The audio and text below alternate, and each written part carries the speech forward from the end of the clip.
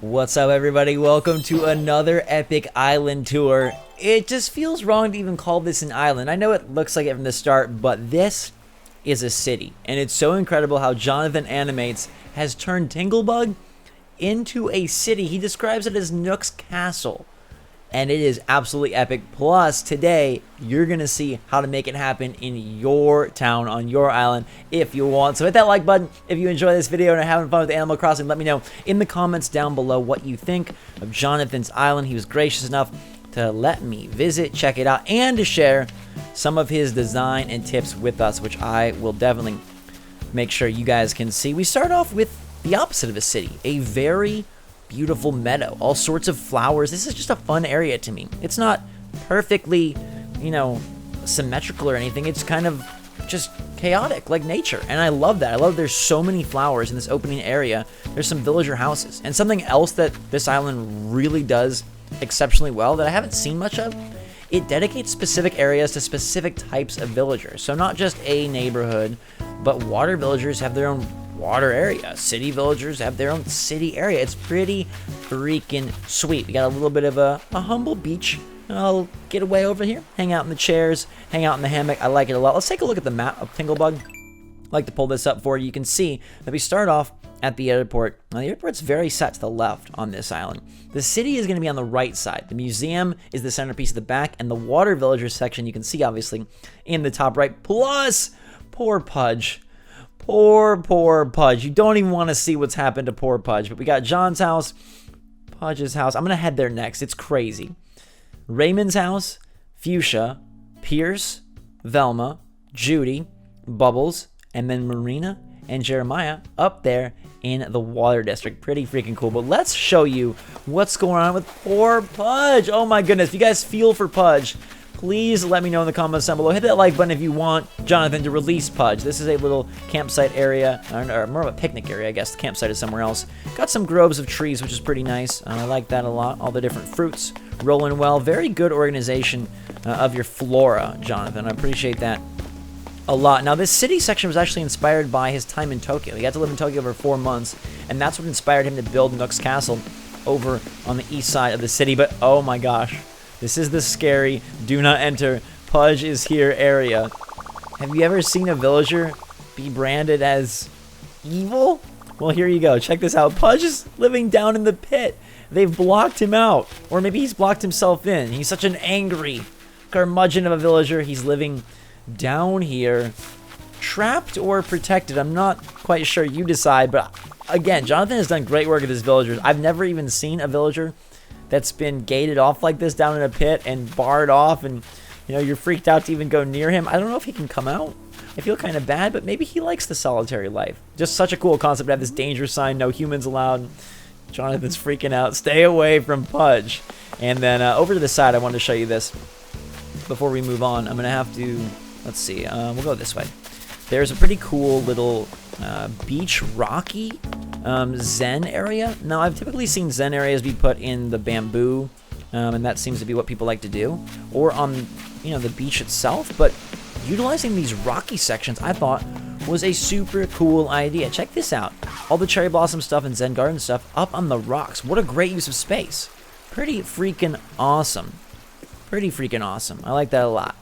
We're gonna head towards the big city, make it real pretty, and share with you some of the what do you call them, like the patterns that have made this city what it is. We've got the plaza over here. A lot of this, he says, is work in progress. He's been inventing this island over and over again to make it perfect, and that seems to be the MO of a lot of creators, constantly trying to make it better. Right, here's your little market area. You can build all the tools, offer tools to your friends. A lot of people working with markets lately, but not many people are working with epic cities. Are y'all ready for this? It is brilliant. Absolutely brilliant. We got a great view here as the island converts into the city. This river with these two bridges, a beautiful little scene here. The sky is so pretty. He wanted me to come at night so I could see the city, the hustle and bustle. Look at this. It's pure magic. I love this aesthetic so much. I'm going to put this floor path plan on screen so you guys can download it for yourself if you want to try to convert your island into a city. It's crazy. We went from villages to islands and now cities. Take a look at this treasure trove of incredible designs and pathways. If you want to make your own city, well, Jonathan has opened up the doors to his chest of work, and now you can use his creator code. All you gotta do is go to the back of the Able Sisters shop, access the kiosk, plug in the creator code you see on screen, and you'll be able to download and utilize the exact same designs that he used to make Nook's Castle, to make this incredible city. I'm so glad that he was willing to share it with everybody. He said anyone can add him on Twitter if you want tips or you want to come check out the city for yourself and get inspired, get ideas. His Twitter link is in the description down below. You see all the paths on screen. I thought this was pretty cool, and now you can make your own city with all of his awesome and one of my personal favorite set of designs. Jonathan said he plans to move to Tokyo eventually, and inspired his photography that got in exhibitions, and he kind of really misses it, so he wanted to build something that reminded him of Tokyo and had the audio experience. So he's hidden like lawnmowers and different machines that help give sort of a city vibe to this whole place. It's multi-layered, very vertical, very dense. I like it a lot. Tons of different like custom work here, a lot of hidden machines and things are all working, a lot of vending machines and things you can click on. Plus, take note of all the little custom covers here, right? The little manhole covers, all different little imagery. There's like street vendors, scooters out, a lot of benches to sit on, chairs to sit on, a lot of the noises of the city, which I respect and love that attention to audio detail. And we got some villagers that hang out in the city as well, which I think is really neat that they're part of it as, you know, part of the project. Up here at the top of Nook's Castle, you kind of see down to the Able Sisters shopping district. It's my favorite part of the city. We'll go there in a minute. But up on the rooftops, you have some flowers, you know, kind of like rooftop seating, some trees, and a few more villagers that reside at the tippy top of Nook's Castle. We also have Nook's Cranny up here because, of course, it's Nook's Castle. He's going to put his kids, or rather his nephews, up top. I'm sure if they were his kids, they'd go even higher.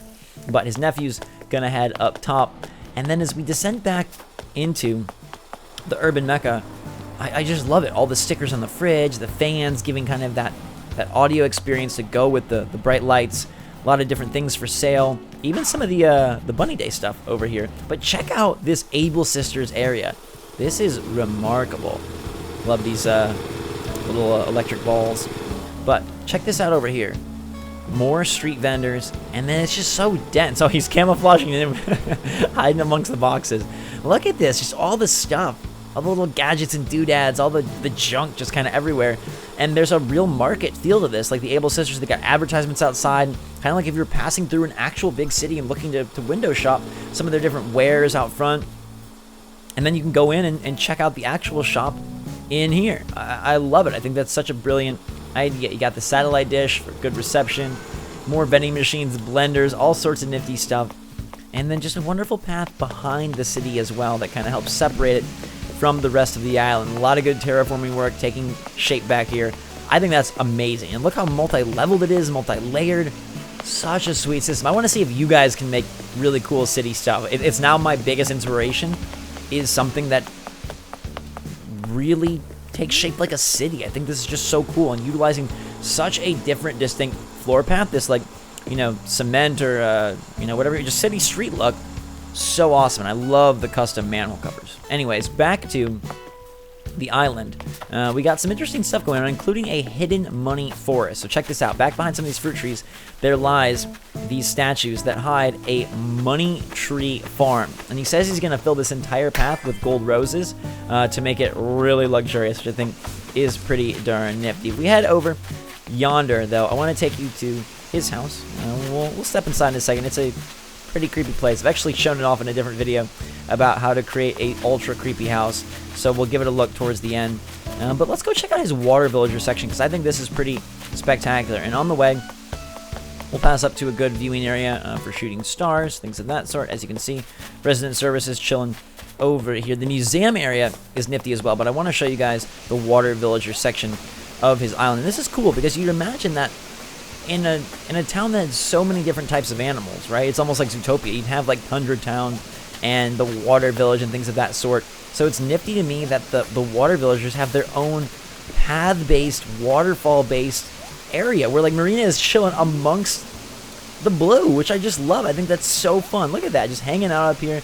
She's got so much water she can swim in, soak up, enjoy. pretty freaking fun. And as I mentioned in a recent video, jumping around has become a thing. Jumping around has become a thing. I'm not sure if I love jumping around so much, but it's probably required for this type of an area, right? For a water villager area, you kind of really need it. And we got some people that are hanging out up here, which I think is pretty freaking fun. As I mentioned, Marina in the upper corner. And then there's a frog villager that gets to chill down below and still be a part of this district. And he's hoping to expand to more districts. Obviously got the I'm very scared of you and kind of a grump district with Pudge down in the pit, and then the water district up here. Pretty neat. And if you could tailor your villagers, if you're able to go and find the right ones on Mystery Islands or via amiibo cards, you could really make it almost like Zootopia, if you will. I think that'd be pretty freaking neat. All right, over here we have a beautiful museum. This comes through this gorgeous path here that I want to show you. A lot of bamboo, right? Excellent. We're missing an incline there, but like I said, even the best islands are WIP right now. They always will be, especially as the game continues to add stuff. I love this little setup for the museum here with the fountains. It just looks so big, and I think when people put so much detail, you'd think it would crowd the island. Somehow their islands feel so dense. Like, this island feels massive. It's got a whole city section, a water district, a museum area, a front market area. There's that Zen garden over on the rocks. There's just so much going on, and I love the expansiveness that you feel when an island is just so well put together. You really experience all elements and different aspects.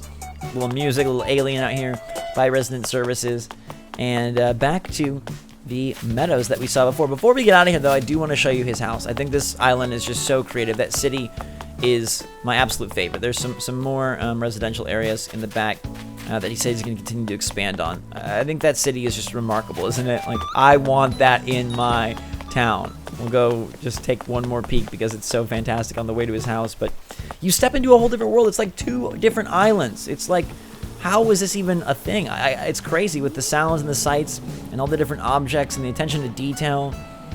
It's wonderful that this is all a part of an island. It looks magnificent. I think it's specifically the flooring and the sounds that really make you feel like you're in a totally different place. But let's head to his house real quick. Take a look at the map, and we got to move north to his house. Bye, Nook's Castle. See you later. Now, you might have seen this amazing-looking house. It is pretty crazy and pretty cool. Can I not forge this river? I cannot. Can we go around this way? Yeah, there we go. All right, cool. It's just unique. It's unique as all heck. It's creepy. It's different. I've never seen anything like it. It's unsettling, even. But I love that it's so different. So we've got this bunny room here with a pretty cool floor. Like, it's like a spray paint graffiti floor. And then all the different pictures of villagers and the songs, the records. The Hannibal Lecter room in the back that freaks me the heck out. This is supposedly where Hannibal is monitored and eats, according to Jonathan. Very freaky, very creepy.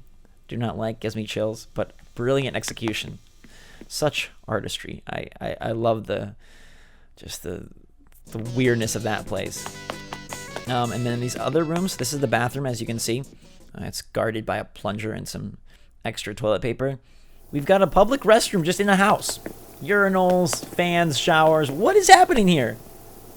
It doesn't necessarily go together, but I think that's what makes it special because it feels so incongruous. And in your head, you're like, what's happening in this place? Hannibal, a creepy bunny, what does it all mean? And then over on this side, the weirdness just continues. This house is so different with an empty room. There used to be one of those like swinging ball things that went back and forth here, and now it's just nothing. It's eerie and silent. Maybe this is where Hannibal comes out to play. All right, enough of that. I don't want to freak anyone out too much, but we'll travel upstairs, and if I remember correctly, the upstairs is pretty darn freaky as well. There's a doll, and it's kind of evil, and it's like there's spirits. Oh no, now it's different. Now it's an office. I write to you as I've witnessed some disturbing things in this house. The events have changed me, and I don't know that I'll ever be the same. I hope that, honestly, your island perspective is never the same now that you've seen Jonathan's city. I hope you guys use that path print if you want. I was so glad he was willing to gift it to us because all of this took so much work. And I love his inspiration of Tokyo, and I think you nailed it, Jonathan. So if you guys enjoyed this island tour, and Jonathan's Island. Let me know in the comments down below. Hit that like button if you're having fun. I hope you guys are. I'll see you guys on the next video. I'm going to go chill some more in the city. It's one of my new favorite places, and hopefully this gives you good inspiration if you're thinking about doing something creative for your island. We'll have to put together all of our favorite spots and make a kind of an eventual guide on the best places in Animal Crossing New Horizons. You guys have any cool cities or places I should visit? Let me know in the comments down below. Send them to me on Twitter, twitter.com/theswitchforce. You can join our Discord server, link in the description. Switch Strong, great fun place to hang out, talk AC, share your ideas or even your screenshots with me. And then, of course, until next time, everybody, stay safe and stay healthy out there. I love you a lot. Have a fantastic day. Thanks for being here. You guys are awesome. SwitchForce out.